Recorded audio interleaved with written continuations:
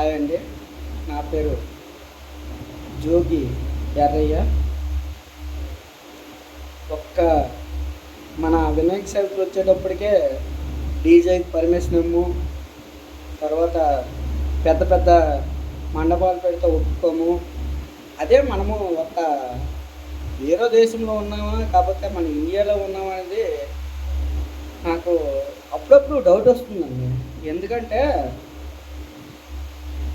మన సాంప్రదాయాలు మనము సెలబ్రేట్ చేసుకోవడానికి పర్మిషన్లు ఏంటంటే ఎవడైనా నవ్వుతాడు. వినాయక చవితికి డీజేలు పెట్టడము, మన సెలబ్రేషన్ మన వినాయకుడిని మనము సెలబ్రేషన్ చేసుకోవడానికి పర్మిషన్లు ఏంటంటే నాకు అర్థం అవ్వట్లేదు. అదే క్రిస్టియన్స్ పండుగలకి మాత్రము జనవరి 27కి వాళ్ళు మ్యూజిక్లు పెట్టేసి సెలబ్రేషన్ చేసుకొని తర్వాత పెద్ద పెద్ద ఈవెంట్స్ చేసుకోవచ్చు. మన వినాయక చవితికి మాత్రము పర్మిషన్ ఉండవు. ఏంటండి ఘోరం? ఎక్కడున్నాం మనము? ఇండియాలో ఉన్నామా కాకపోతే అవుట్ ఆఫ్లో ఉన్నామా? చెప్పండి నిజంగా. ఏంటండి ఘోరం? మరీ ఘోరంగా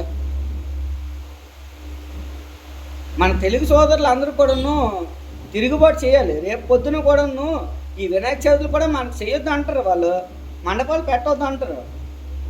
ఏంటండి ఘోరం? మరి వినాయక చవితి ఎంతమంది రుసుము చెల్లించు అంటారు, డీజిల్ పెట్టొద్దు అంటారు. డీజిల్ పెట్టి మనం ఎవరినైనా ఏమైనా ఇబ్బంది చేస్తే అడగాలి. వాళ్ళు మాత్రము డిసెంబర్ 25 వస్తే మాత్రము పెద్దవి చేయవచ్చు. తర్వాత వీళ్ళు మాత్రం అల్లా అక్బర్ అనేసి రోజుకు 4 సార్లు 5 సార్లు, 1 గంటలకు ఒకసారి, 5 గంటలకు ఒకసారి, 6 గంటలకు ఒకసారి, వాళ్ళు రోజుకు 3 సార్లు మాత్రం సౌడు పూలు చేయవచ్చు. మనం మాత్రం చేయకూడదు. ఏంటండి ఈ రూలు? ఇది ఒక స్వతంత్ర దేశం. ఈరోజు నేను ఇలా అంటున్నాను అనేసి బ్యాడ్గా ఎవరు కామెంట్ చేయొద్దు. ఏంటండి ఇది? మరీ ఘోరం. మనం ఇండియాలో ఉన్నాం. అసలు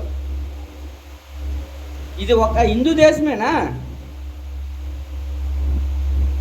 దీనికి సమాధానం చెప్పండి, కామెంట్ చేయండి. లేకపోతే నాకు కాల్ చేయండి.